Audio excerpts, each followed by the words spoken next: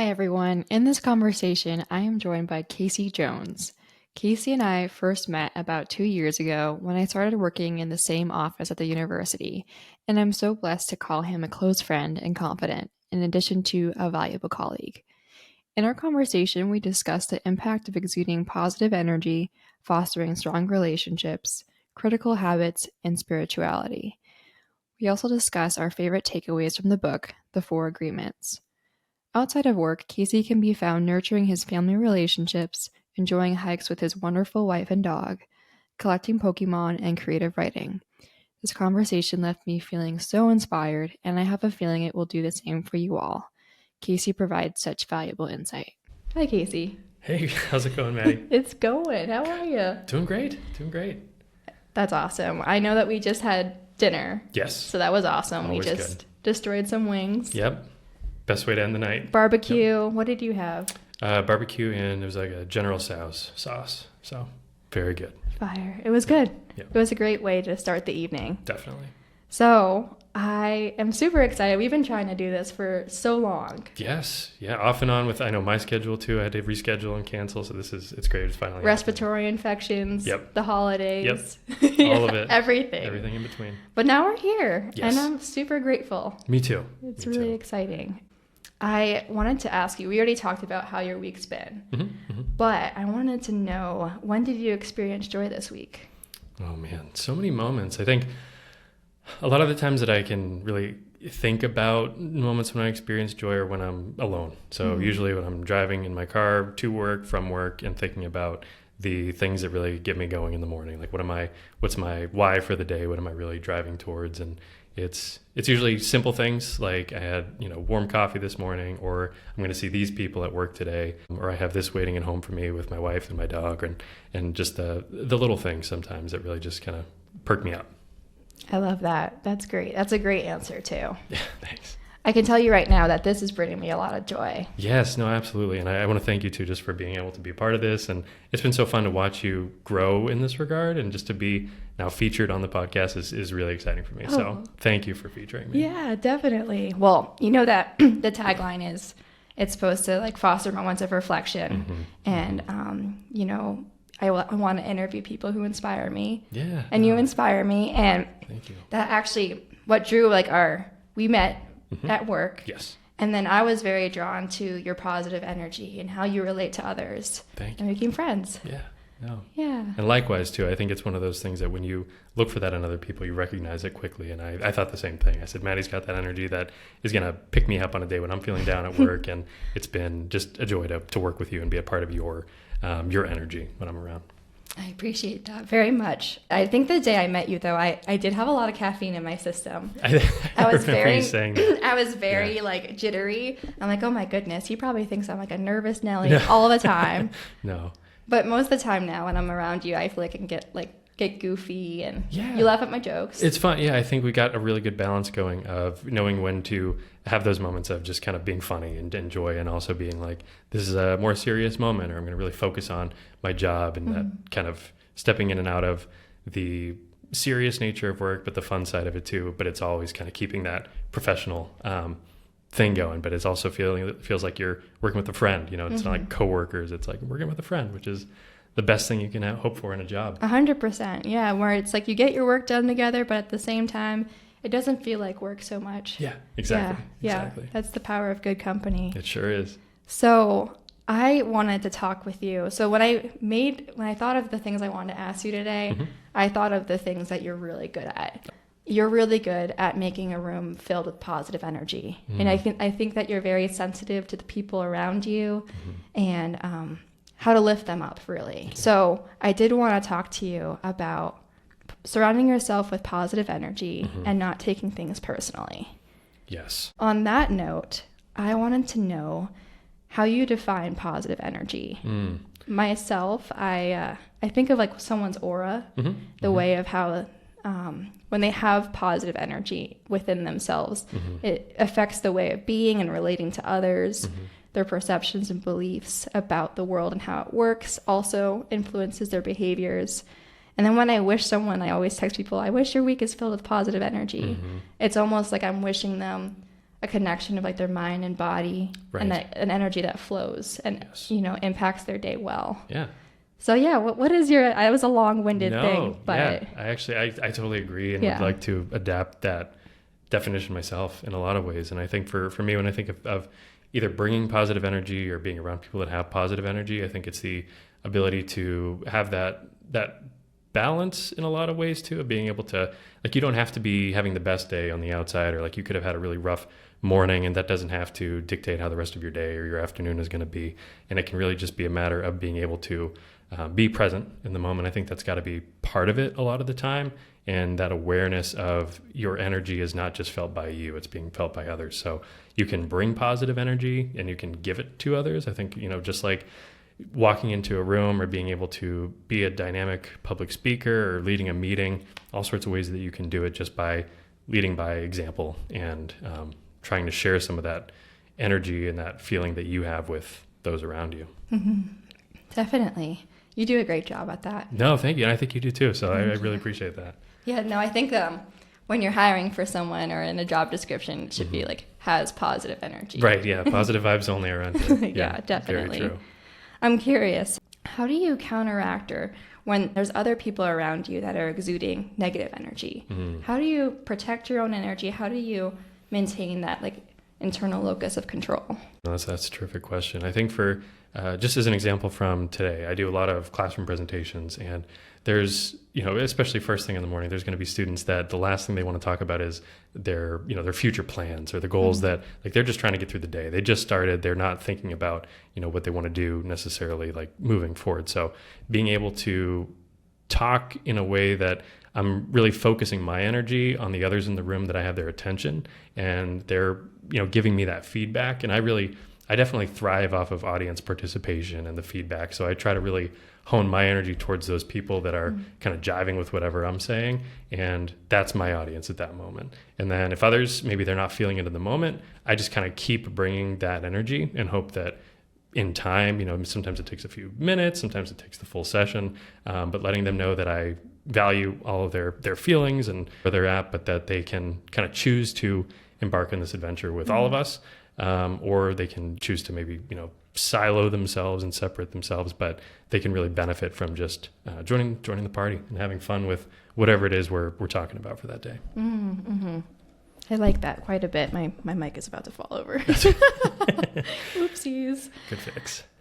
So if the room, let's say, you know, I know that students very much their body language shows that they're not engaged.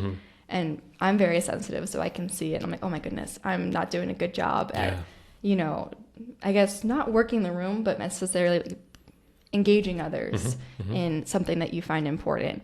How do you take matters into your own hands in terms of just driving that, you know, carrying through even when people aren't engaging?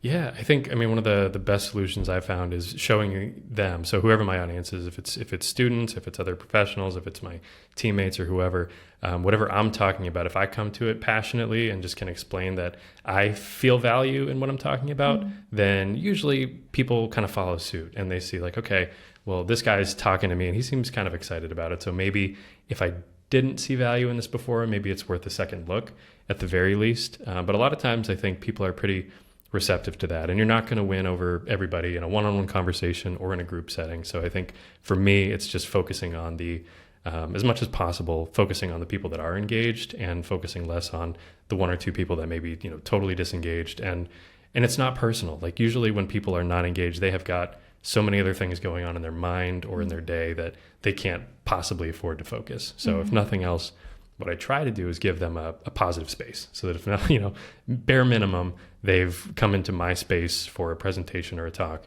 and they've left feeling not worse. You know, and it seems like it's a tough thing to have it be at that level, but at the very least they feel as good as when they came in, but ideally they feel a whole lot better. That's wonderful. I love that view that you have of those kinds of experiences. So onto that too, to build off, if those students or if there's colleagues around you that their behaviors, sometimes they come off as very hurtful, you know, without intending. Like you put a lot of work into, let's say, a presentation and then someone doesn't engage with it. Or let's say a colleague is pretty tired one day and kind of snippety, and it makes you feel almost disrespected. How do you maintain that sense of peace again? Like, I know that you mentioned that you try not to take it personally. Yeah. I try not to, but I think the very human part of me, I take it personally first sometimes, and it's hard not to separate it all the time, especially if I'm already feeling like I'm not having my best day or I'm not my best self in this moment. Then having something that's kind of thrown onto the pile is like, well, maybe it is personal, maybe, and then you kind of get a little bit of doubt. But I think when I've had, sometimes it's a few seconds, or it could be a few minutes, or maybe half an hour, when I've thought a little bit more about it and thought about the moments where maybe I've said something that I didn't really mean, or I've paid less attention to someone who was giving a talk, or I've been just disengaged in general, like throughout a meeting or something like that. I kind of bring it back and just think like, well, I've done that plenty of times myself, and it was never directed at that person. It was always, so it's really just from my own experience, knowing that like I've done and said things, or I've been less present than I'd like to be, and it was no fault of the person. Then it was really just where I was at that day. And I think too, like just like speaking generally, but I think especially for me, I think about more what I'm doing in a situation than what someone else is doing. Like if I leave an interaction, the person that I'm speaking with, if they thought that was, something was awkward, I'm probably thinking about like, oh, that was awkward, but I'm thinking about what I did, not about what they did. So it's much more, and I think most people do that, where they focus so much more on themselves than other people. I do agree with that as well. Yeah. I think that, so at the end of the day, right, if you weren't able to really draw it back to center and remind yourself of just like what's important and in your power, more or less. What gives your soul energy when your energy is depleted? I mean, I think, I don't know if I've mentioned this already, but I have such just a strong support network, and I'm very fortunate for that. So I have people like you at work, and then I have, the best parents in the world. Like both my parents are so supportive, and I get such joy from our conversations, and I go home and I have the best, most supportive wife in the world. And I think I feel like I'm so blessed in so many ways to have just like the days that I feel down, or I'm even those moments that we all kind of have where it's like, what am I doing? Or like, what's my next step? Or what am I doing, this job, or why am I pursuing this degree? And I think it's, for me, I've taken a lot from my network of support. So I've been very fortunate in that sense. And I think also just sometimes like digging deep for, for me, it's definitely my spirituality too. And being able to, have that be part of my whole being rather than just, something that's totally separate. So I think of my whole experiences and as in life as sort of like, this is just the physical experience, and it's part of something much larger, spiritual, that I don't always understand, but I think I can really appreciate it and know that it's like on those tough days, I'm equipped to handle whatever it is. I appreciate that. I think it resonates with me quite a bit. Yeah. I wanted to know, like, I actually asked ChatGPT today. Oh, yeah. What does spirituality mean? Yeah. And, I would say I'm a spiritual person, but I can't define it well. And I know that spirituality is important to you, as you just mentioned. Yes. What does it mean to you? Yeah, no, it is. I think a lot of people are going to have their own definitions. And I think for me, the reason I can, I guess, separate it from religion in some ways is I think religion is more about the practice that people might see. So like the things like going to church or participating in some sort of activity like that, in a lot of ways can be religion. You can also do things in private that are more of like, routine. And I think a lot of that can be religion, but I think spirituality can be something that is only really felt by you. And it doesn't have to be like a prayer that you do in a public setting. It doesn't have to be anything, really other than just like an internal dialogue sometimes. And so for me, it's been mostly that. I think for, a lot of my life, I grew up and I went to Sunday school. I was raised Pentecostal. And then in college, I went to, Catholic university. And so I'd go to mass, and I enjoyed all of it in different ways. But I think the things that I've grown most from are those moments of self-reflection and growth. So I think for me, as to kind of sum it all up, spirituality is that conversation that you have with yourself that is connecting you to that deeper part of the universe, or to God, or that power that you're that you can feel, even if, there's nothing else. It's just like an internal flame, sort of. How does, when you get into that dialogue with yourself, what helps you get into that state? I think, the main thing is, and I've gotten a lot better at it, it doesn't have to be like a totally quiet room or anything like that. It's sort of just going there in my mind and feeling that connection. So feeling like almost like you're like a cell signal, if that makes sense, of like I'm kind of tapped into this network for myself of, this more spiritual realm, if you want to think of it like that. And I think I can usually do it just by thinking of like, what am I asking for, or what am I looking for in this? And it's usually just guidance and reflection for usually what my next step should be, or how I should respond to a situation. So sometimes it's asking a question quietly to myself and sitting with the answer. Sometimes it's silent, and then you figure out the direction, but it feels like, God is directing me towards something. And it's one of those things where like the answer isn't necessarily going to just appear always, but you sort of just know what it is.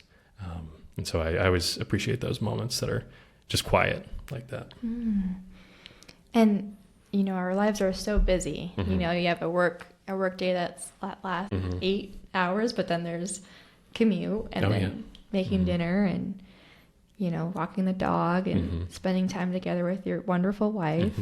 How do you make time to stop and then have that dialogue with yourself? Like, do you have it every day? Do you make it a deliberate habit, or does you just kind of come to you spontaneously? Yeah, definitely. I would like to say it's more routine or regimented, but there's definitely days where I'm like, I didn't really do any of that today. And it feels like I kind of let myself down or something, but I try not to dwell on it, just like anything. Like I try to just kind of pick up the next day. Like same with like if I don't go to the gym one day, I'm not going to let that totally ruin my week, or be like I'm totally off the routine now, or whatever it might be.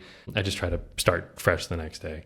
And so for me, I think what definitely helps me though is my dad gave me it's like a reflection book years ago, where it's like there's like a daily meditation in there. And so if I start my day with that certainly helps. And then I kind of think about it through the day, or I'll be quiet in between meetings or in between class sessions and thinking about just kind of that deeper connection.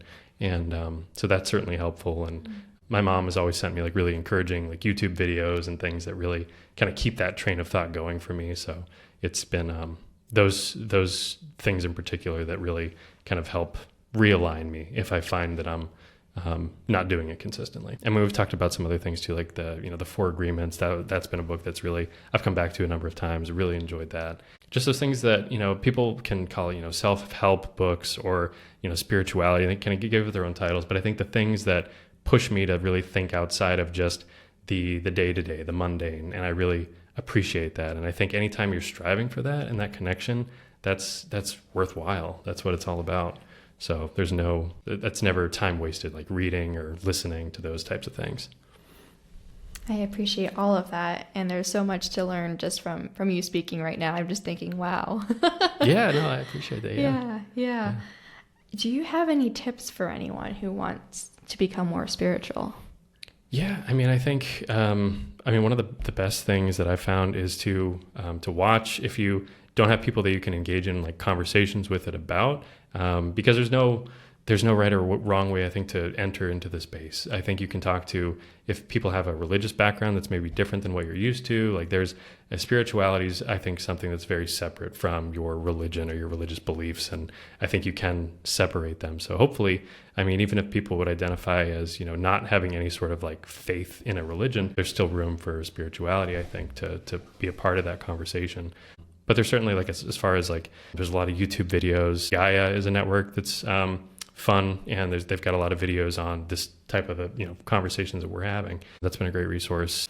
And otherwise, I think, one of the best things as far as like having that spiritual connection is meditation. And it doesn't have to be sitting and meditating and blocking off an hour a day to meditate. It can just be quiet moments of self-reflection and being okay with quiet, because I think all day long we have our cell phones, we have our computers, we're accessing information all the time. So being able to step away from that for any length of time, I think, is a step in the right direction.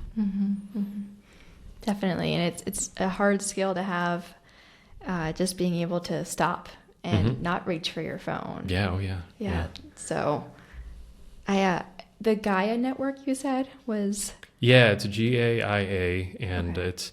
it's good. They have a lot of information on there that's helpful, a lot of videos, and there's a monthly fee with it. I'm not sure exactly what it is. I think it might be like maybe around $10 now, but it's certainly worth it. I mean, I've gotten a lot of great videos off there. My mom has, and really nice, just things to challenge your way of thinking in some ways, but also just to have dialogue without actually speaking to someone, being able to like listen to the conversations. There's podcasts, there's videos that are really informative, and some of them may challenge your way of seeing things, or be like, wow, that's totally not how I picture this at all. Different ways to think about like, deep concepts like, life after death, those types of things that maybe you've had a lot of conversations about, maybe you haven't, but either way, you've probably thought about those things at some point. So I've found a lot of value in that. I'll definitely link it in the show notes. Yeah, great. That's awesome. I love sharing resources that may help someone. Oh yeah, it's a good one. So you're really good at fostering strong relationships. Oh yeah, thank you. And I wanted to know, what do you think is critical in maintaining or fostering strong relationships? I think, to start and to foster, I think it's showing interest is the biggest thing first. So expressing interest is sometimes all people need to be like, wow, that person wants to connect with me in some way. And I think as much as like I've felt I've had to initiate that sometimes in life, and sometimes it can feel like, wow, I'm always the one initiating this. And like, that's kind of frustrating. There's also times when I haven't initiated really anything and it's happened. But I think if you want to keep that going, you have to, express that in return, even if it's a time in your life that you're like, I don't really have time for new friends or new relationships, even just a, quick message now and then. And it could be like some things I really struggle with. Like I can be a really terrible responder on text messages, and I try to be good with it. But if I've left anyone hanging for a long time, I sometimes will just reach out and be like, oh my gosh, this somehow got away from me for weeks, and I'm responding now. I hope everything's okay.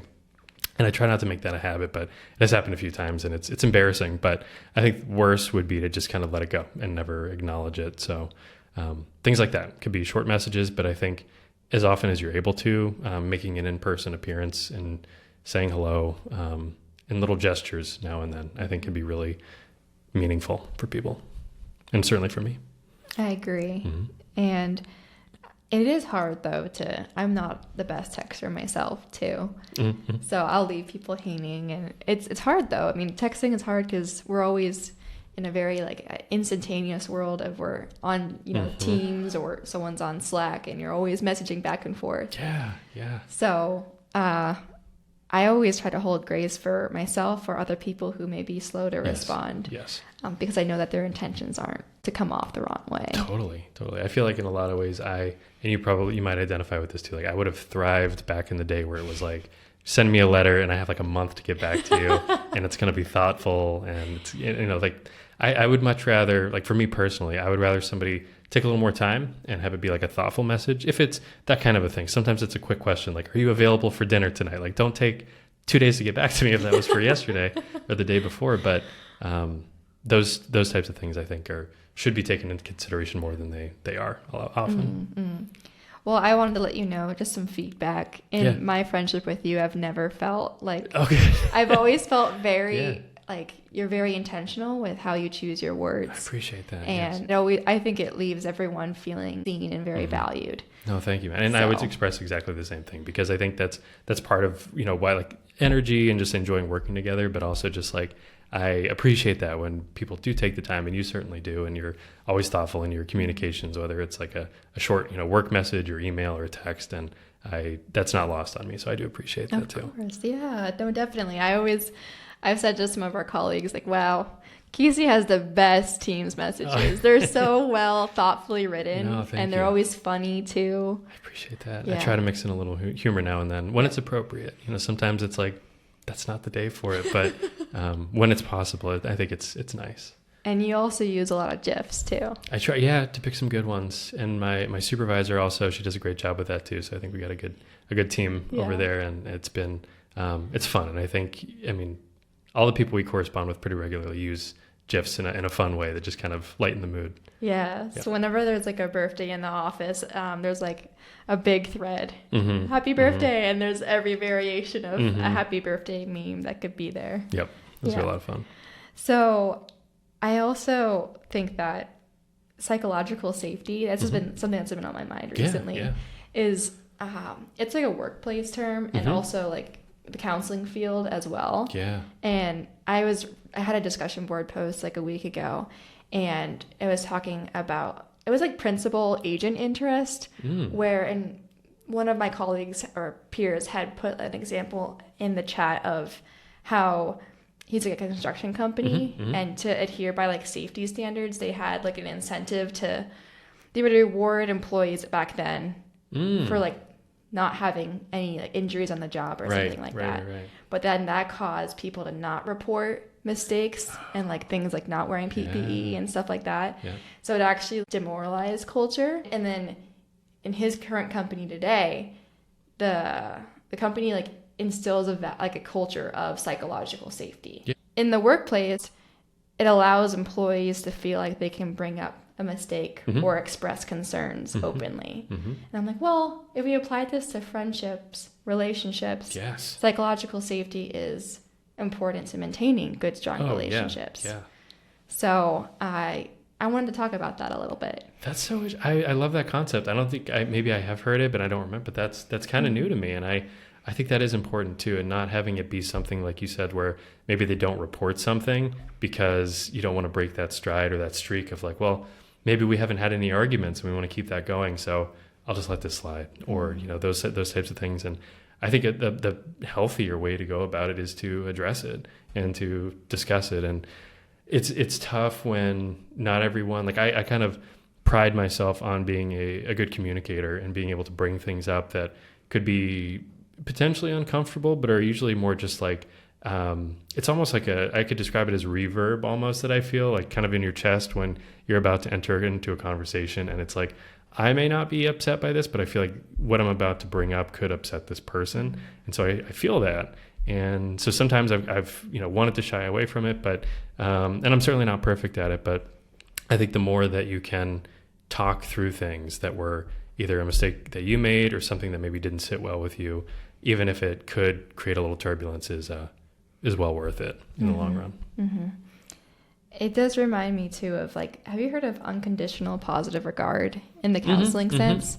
So it's like allowing for an environment to be so that like the client and the therapist, the client disclose something and there's still like acceptance of that person, even whatever they share. Right, whatever it is. Yeah. I think that's important too, because I think if anyone was to kind of put up all the things they've done in their life, there's probably some things in there that they wouldn't be proud of or they wouldn't want somebody else to see. And I think that's important to just remember that we all have that. And so to judge someone so harshly and to and even if we're not judging so harshly, but if we make them feel like they could be judged in a way, like that doesn't create a welcoming or just an environment that somebody would want to at least hang out in for the long term. That's probably a relationship that they are going to look to get out of, maybe not immediately, but over time that will wear and create some tension. Definitely. I have found, like from a personal experience, I'm not sure if you've experienced it as well, but I used to get so nervous to like have conflict and say, this affected me this way. Yeah. And how is this person going to perceive me if I communicate this in a weird way?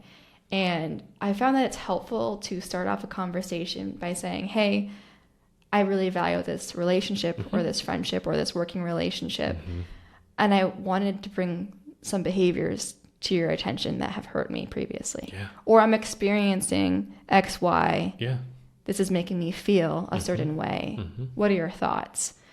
So it's more focusing on the behaviors, the experiences, and like how they may be affecting you, how you may feel about it, as opposed to you did this. Right. Yes. Yeah, that language is never going to, well, I mean, I guess never is a strong word to use, but for the most part, it's not going to reap the kind of results you're looking for. It's going to make that person feel like they've been blamed for doing something. And sometimes too, people don't even realize what they did. So if I was to bring something up and be like, you did this and it affected me this way, that is going to make you feel all sorts of things of, probably retaliation towards me and be like, well, I didn't do that. You're just feeling that way. And I think like the way you phrase it is a great way to approach that, where you're sharing how you feel, and that's up to them to kind of understand where you're coming from. And I think if you're able to do that and enter into that kind of vulnerable space, you're giving yourself the credit that we all deserve, and that's to feel comfortable in our own skin and comfortable in all the relationships that we're in. And it can be tough enough for a lot of people that don't feel like they have that on the day to day. So I think that's great advice.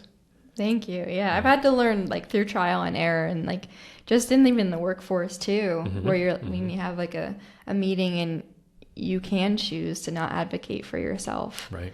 And you're like, well, what if I did share? How would I express it?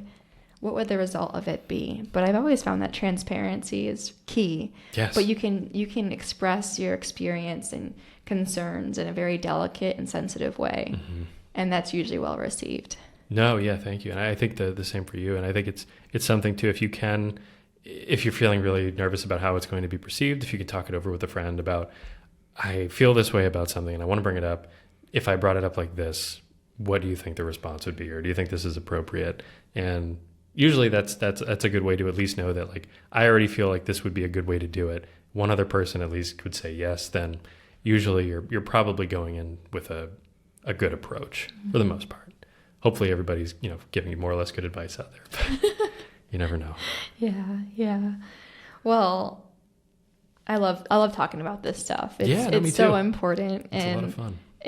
It's in every part of our lives, honestly. It absolutely is. Yeah. So very valuable. I wanted to know, to switch gears a little bit, I could talk about good communication and emotional intelligence all day. Yeah. Because I always want to learn more about it. Yeah. But onto the habits of your day. Sure. I'm curious, what is a habit that you have that like just positively impacts you, that it's just like necessary to your routine? One that I would say is really helpful to form other habits is just to attach something to something else that you're going to do. So like if it's like your nightly routine, like for me, it'll be like, okay, I'm going to brush my teeth and then I walk, my dog Edmonds before bed, and then come in, get ready. I've already brushed my teeth, walk the dog. Usually I'll call my parents to say goodnight, just kind of check in with them, see how their day's been. And then like my wife, she may be reading, she may be getting ready for bed herself, and then I'll just do my prayer like right after I come in before bed. So it just kind of helps me realign for the day, and just kind of usually like moments of gratitude and being thankful. And I think by attaching it to, and there's a lot that happens in between, but for me, it's when that nightly routine of like brushing my teeth starts, that I have a quick map in my mind of like, I'm going to do these next 4 things. And then they usually will happen because they happen usually in sequence. So it's sort of just by routine and happenstance. But I think for anybody trying to create new habits, and I'm certainly not an expert in a lot of that, but if you want to create a new habit, attach it to a habit that you're going to do no matter what. And it usually has a little bit better chance of sticking. I like that quite a bit. And it sounds like you have a great routine. Yeah. That's one example. And like, there's days too when like my wife and I will go to the gym we try to get there by 5:30. Used to be by 5, and then slowly getting towards 5:30, which is, life sometimes just kind of pushes it back a little bit, but it's still, it's still early. So we're like, okay, we're getting in here. And there's days when it's like, I don't want to do it at all. But then honestly, what helps me think about like, okay, I want to do this is because I can do it. And so like for me, like I'll think about things like, like my brother who's nonverbal, and like a lot of people that would probably give anything to go to the gym and like be able-bodied. And like, it sounds, maybe cheesy to some people out there, but it really is something that I think like I can do it and I enjoy doing it. So it's like, I might as well do it and kind of be that person that doesn't waste this opportunity. A lot of gratitude comes into the picture there. Yeah, absolutely. Yeah, where it's like you get to do it as opposed to you have to do it. Yeah, that language, I'm glad you said that, because I think that is a big part of gratitude, but also just like you can kind of psych yourself up for something. Like instead of like, I've got to go to this meeting, like I get to go to this meeting. Like I have a job, and I'm doing, and some days it's going to be a lot harder than others, and it certainly is for me too. But if you do that kind of consistently, I feel like at least for me, it's been helpful, and it gives you kind of that sunny disposition on average. Yeah, no, going to the gym is that early is never heard of on my end. No, but it's out of necessity, honestly. Like for me, it's if I don't do it in the morning, I won't do it, because it's sort of like after work, if I come home and like I want to eat, and so it's and thankfully, like, you know, my wife makes a meal, or if I visit my parents, like there's everyone around me cooks and provides, so like I don't do any cooking. But I think being able to do that first thing, like I've kind of mentally checked off a big to-do list item for the day too, and I just kind of feel better too for the day. So it's been really, it works for me, but I know a lot of people out there are not morning people or prefer to work out at night. Yeah, because you're more of like midday though. That's like kind of your stride, right? Yes, I've been getting better. Yeah. I've been getting better. That's great. For anyone who's listening, Cayce is very much a morning person. As you hear, he goes to the gym. Yeah, more morning. Yeah. And I kind of start my day at like 11 a.m. 11 a.m. That's okay. I'm here, Yeah. but I'm not all of me is at the table. Yeah. The best of you shows up around My 11. brain's still like at the house and it's catching up slowly. That's okay. But I think it's just knowing how you operate. That's great. That's great. But somehow I talk to you and we're still aligned, even though our schedules are different moons. Totally. Yeah. And I think that's a recipe for success still. As long as you figure out like your clock and what works, that's great. Exactly. I wanted to know too. So I heard some things about, you know, you go to the gym, you try to think of what you're grateful for during your nighttime routine. This might be a very hard question, but I'm just thinking about it. Yeah. What is one habit that's changed the trajectory of your life in terms of you wouldn't want to give it up? Oh, if something had to move, something had to question. go. Yeah. It's like one habit I would not want to give up, or like totally put me on a pot. Yeah. I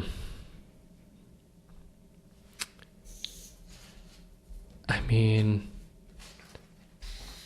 I really do think it's that piece for me, and it may be kind of, you know, divisive for, you know, depending on like, you know, the listener, like, you know, the people that you would talk to about it. But for me, it really is that start my day with some sort of spiritual reflection, and I think it just grounds me, and it kind of makes me feel like, I guess to kind of put this in more perspective, like I enjoy video games, right? Like I love video games, and I think it's a great outlet for me in a way that I can do things that are just sort of like fun adventures, and it's a way to kind of, you know, it's a escapist entertainment, I think, for me, but it's also more active than just watching something. So a lot of times when I read, you know, if I do like a reflection in the morning or something that's semi, you know, spiritual or spiritual for me, I start my day with this sort of like pulled out bird's eye view of myself a little bit. And so things that might kind of work me up otherwise, I have this kind of like almost third person perspective. And that's really helped me. So I think, I mean, really like figuring out what works for you, of course, you know, everyone's got their own system, but having that spirituality part of my morning, that's usually like my drive in, and certainly having it at night too, like with a prayer before bed, like kind of bookending my day with that. I really wouldn't change that, because I think in the times of my life where I've struggled the most and I've done that consistently, I've kind of found myself on the other side of it pretty quickly. So very, you know, privileged in that sense of, you know, any trials or tribulations that I've had, you know, they've been short-lived, but I think a big part of that is because of my just kind of sticking to my belief system. You know what's resonating me? A lot of what you said is like, wow. But you just said something about bird's eye view. Yeah. And like third party. Can you go into that a little more? I'm just curious as to how you get to see your life or your experience bird's eye view. Yeah, so I mean, to come back to that like video game example, like I grew up playing like Zelda is one of my favorite games, and a lot of the games that I've enjoyed have been third person types of games where like you can see the character, but you are playing as that character. So I think for me, a lot of times when I do that like pulled out bird's eye view, I kind of go into that mindset of like, I'm, you know, a spiritual being living a physical experience right now. I'm here, like, you know, I'm physically here. The lived experience that I have is part of,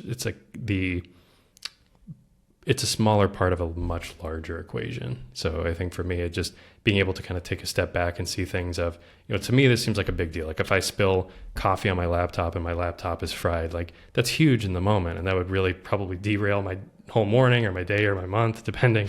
But being able to kind of step back and say like, okay, in the scheme of things, you know, what do I have still, you know, to be grateful for? And I may not think about that in the moment because I'm probably still upset about, you know, destroying my laptop, but it still would be something where if I stepped back, I was like, okay, I'm gonna cool off about this though, because obviously a lot to be grateful for, but also it's so small in the scheme of all the things I care about. So like, the people that are affected in that moment are just me. Like I'm the only person that's really affected.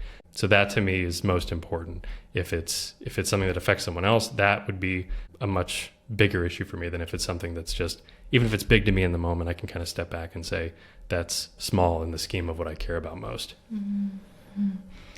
I really do appreciate how you said, I hope I can say it the right words for it, but that, you're more than just your physical experience in this life. And I'm still kind of at a loss for words, but I really do think that was beautifully said. No, thank you. Yeah. No, I appreciate that. So I'm going to be thinking about that quite a bit that's in the great. next couple of weeks. I love that. So you feel the most connected spiritually when you're usually in a quiet space, maybe by yourself. I think it's just when I like kind of pick up on that, I mentioned like having like a cell signal earlier, like that's when I am aware of it. But I think the spiritual pieces of it, when you're kind of tapped into it, like I feel it all the time. Like, like right now, just having this conversation with you, I feel like there's more meaning to it than just like two people talking, after work. So I think the moments where I'm aware of whatever the experience is and it has greater meaning, I think that to me, and I would connect it and equate it with spirituality in a sense too, of it's sort of like, you're racking up points in your spirit category for the day. That's, just another way to kind of think about it too. And very video game like too. Points. there's a lot of analogies I think with it too, even like for people that aren't necessarily like, gamers, like, and in some ways, like, I like my certain video games, but I'm not like as hardcore as some of the gamers out there I know. So I think for me, it's just the idea of, you're in this kind of simulation, and there's, in a lot of ways, life can feel like a simulation sometimes, where you're part of this thing that you may not fully understand, and you only have your one limited perspective. And I think for me, that's what's also helped with kind of going back to our early points of like not taking things personally, is that I only have my one point of view, and everyone else has their one point of view. So even if, like you could be the most cultured person in the world and very knowledgeable, but at the end of the day, you're still limited to that one set of eyes and that one sense of, you're limited to that body of experience. It is all, kind of connected in that way. And you can also learn so much from other people because their point of views are different. Oh yeah, exactly. Yeah. And that's the fun of it. That's what makes life exciting. When I pass people by and I'm like, that person has an entire life inside them. Yeah. Oh my gosh. I don't know anything about it, but I caught a glimpse of it. Yes. I think about that most, I think, when I'm like at a stoplight and there's people around. I'm like, everyone's going somewhere. Everyone's got their story. And to them, they could be having like the best day of their life. They may be having a meeting that they're dreading ahead of them. It could be all sorts of things. And I have no idea. And they have no idea what I'm up to. And it's, I don't know, there's some solace in that, I think. For sure. I definitely feel that on like when you go into the city and there's like a bus or you're on the train. Yeah. I stare at people too much. Oh yeah, no, it's kind of fun because it's like everyone is their own main character, and 100%. It's like some people like there's that main character energy, like people say that sometimes, and it's like we've all got that in some way. It's just like you are the main character to you, and that's I don't know. It's kind of reassuring because like no one has it all figured out. No one's got the perfect life, even if they look like they got it all figured out or something. It's very much not that. I think I'm one of those people who always says main character energy. Yeah. You did that. Yeah. It's funny though. Yeah, it's true though, because it's like there are moments when it's like, okay, that were probably the main character in that moment, but like generally, like we live our lives, and it's like to us, everyone that we interacted with was kind of like the side character in that, or supporting actor, supporting actress. It's fun to think about. 100%, and it's also because you're main character in your life, not to be selfish or self-absorbed, but how your life feels to you is what is most important. Right. So if you're in alignment with your values and what's important to you, at the end of the day, regardless of if those students or let's say an audience weren't into a presentation, or let's say your colleague disregarded you. Mm-hmm. At the end of the day, you know you're being true to you. You showed up for yourself that day. Mm-hmm. You were a main character That's right. in your story that day. That's And you right. go to bed with a peaceful heart. Yeah. Yeah, exactly. Yeah. And I think that's a big part of it too, is being able to go to bed at night and just think like, I did my best today. And some days are going to be more wins, than losses, and some days vice versa. Excuse me. And I think that's important to just kind of keep into perspective too, and just being able to know that you gave it your best. Definitely. I kind of on the that note, Mm-hmm. I wanted to talk about the 4 agreements. Yeah. You gave me a wonderful gift one time. Oh yeah, yeah. It was an audiobook Yes. of the 4 agreements. Yep. I was like all about it. Yeah. I love audiobooks. And No, that's it was great. really valuable. Yeah, no, that one definitely, I think it's one that I've come back to the most, and certainly have my mom to thank for that completely. Mm-hmm. And she introduced me to it. And I mean, most of the fun, inspirational videos or things I come back to, I've certainly got from her, and I don't take that for granted for a second. And I think being able to share that with you and then people that really actually enjoy it, because I think a lot of times there's great stuff out there that we appreciate personally, but then everyone would like this or appreciate it, but not everyone is necessarily receptive to it at that time, or maybe they never would be. But it's fun to be able to share it with somebody that enjoys it. I loved it. I wanted to talk about it just a bit. Sure. And then kind of figure out what was most impactful to you, which one kind of reoccurs in your life. I wrote it down. Yeah. Actually, I asked ChatGPT. Oh no, that's okay. Which is Yeah. kind of controversial. It looks like, it did a good job. It really did. Yeah. So it says Yep. the 4 main ones are be impeccable with your word, Mm-hmm. don't take anything personally, Mm-hmm. don't make assumptions, and always do your best. Yeah. And so what we were just talking about, Yep. about doing your best in your Totally. day, Yep. I thought it kind of led perfectly into the segment. Yeah. Oh, that's perfect. Yeah. Yeah. I mean, the one that I've probably thought about the most, they're all great, which is why I love it. And it's why it's the 4 agreements and not the one of the 4 agreements or something like that for me. But I think of the most about be impeccable with your words, because I think words carry a lot of meaning. And I think if you do that, if you're careful with your word selection and not just to monitor yourself and be like, oh, I don't want to say that because that's mean or that's hurtful, but what is my intention behind the words that I'm using?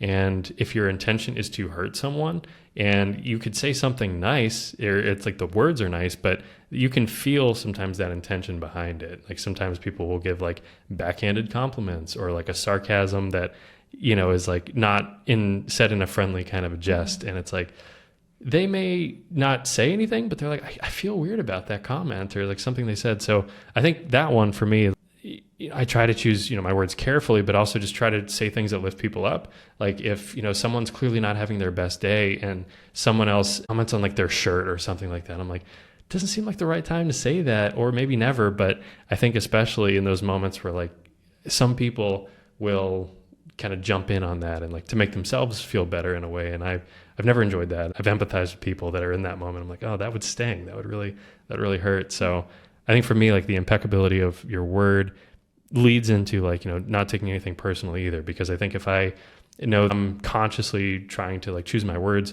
thoughtfully and doing my best, and maybe somebody else isn't doing that. So maybe they're not meaning it, but I'm just taking it personally in the moment.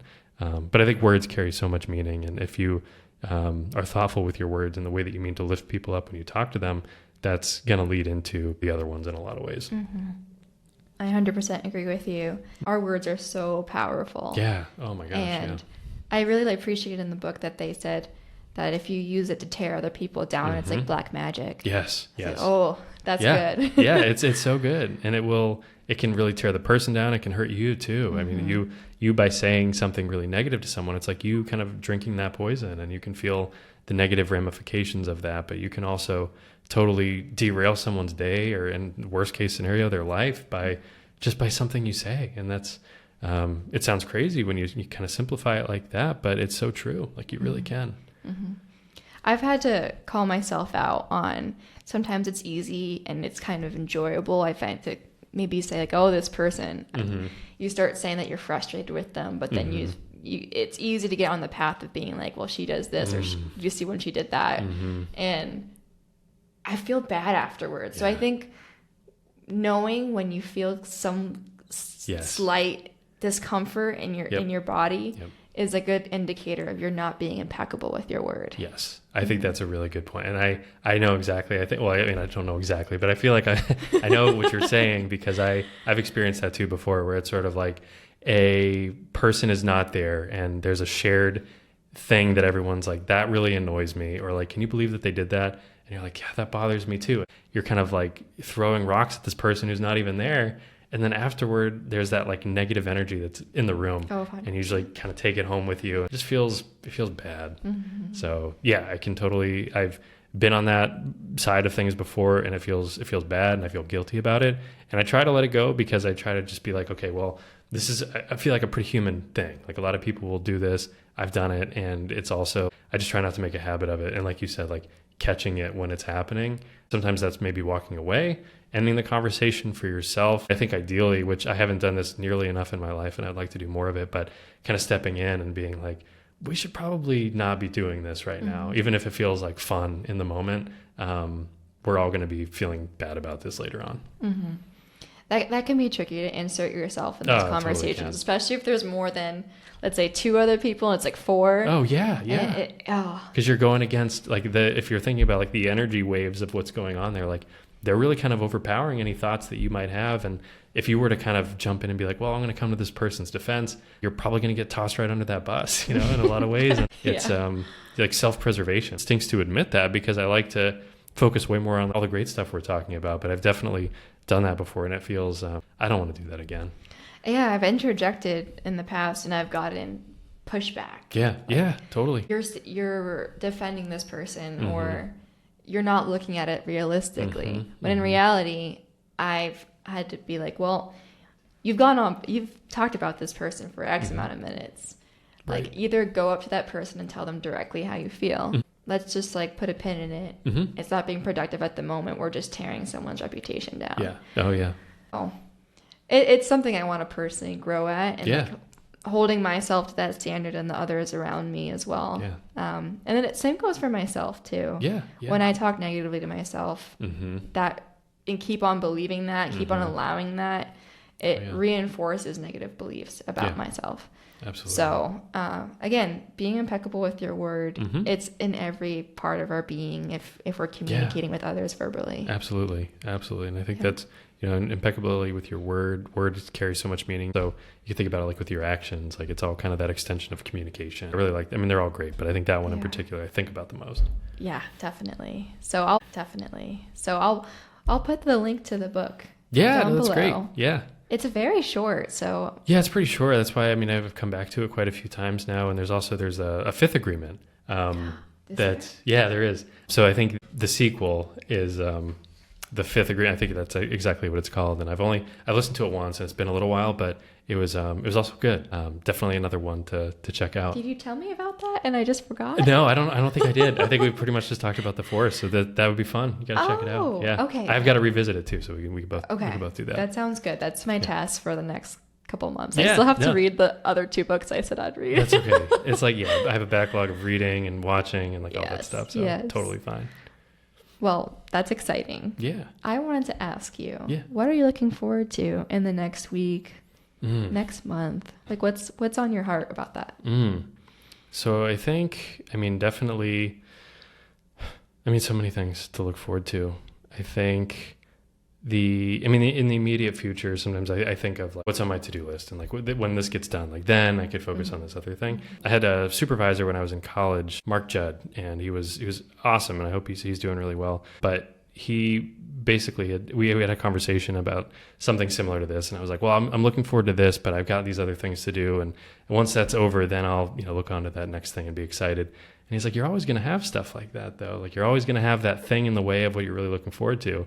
And it sounds so simple, and I've heard it other ways too, but just the way he said it that day, I was like, you're right. There's always going to be another thing in the way of that thing I'm looking forward to.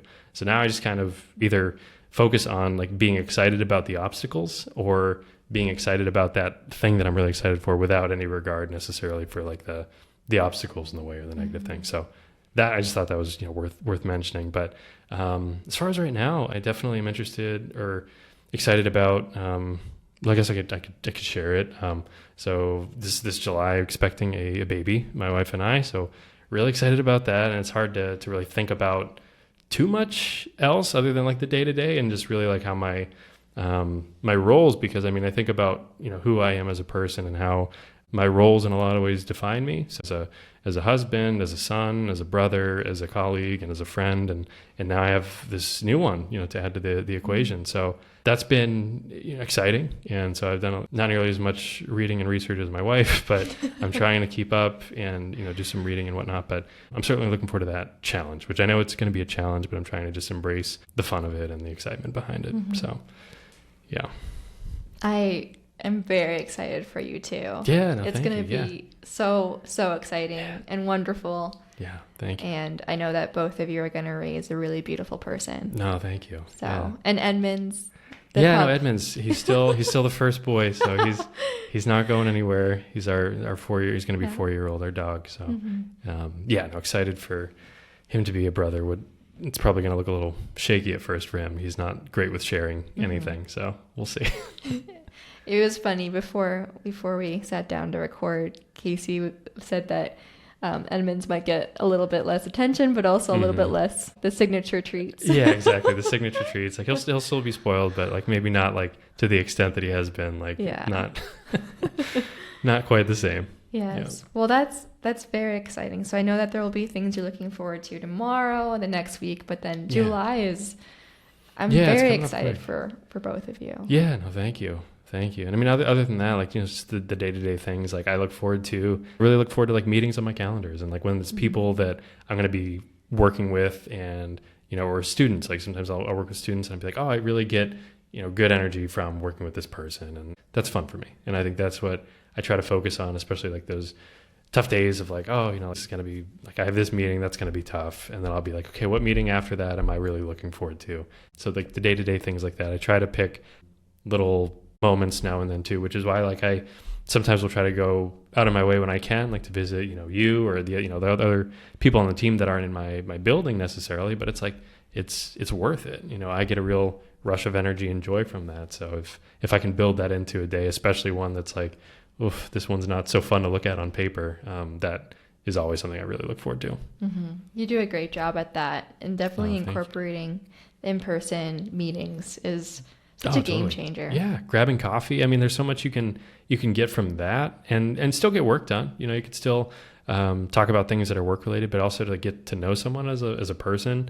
And I mean, we all are people, and I think sometimes it's like so easy, especially when there's that lack of in-person connection.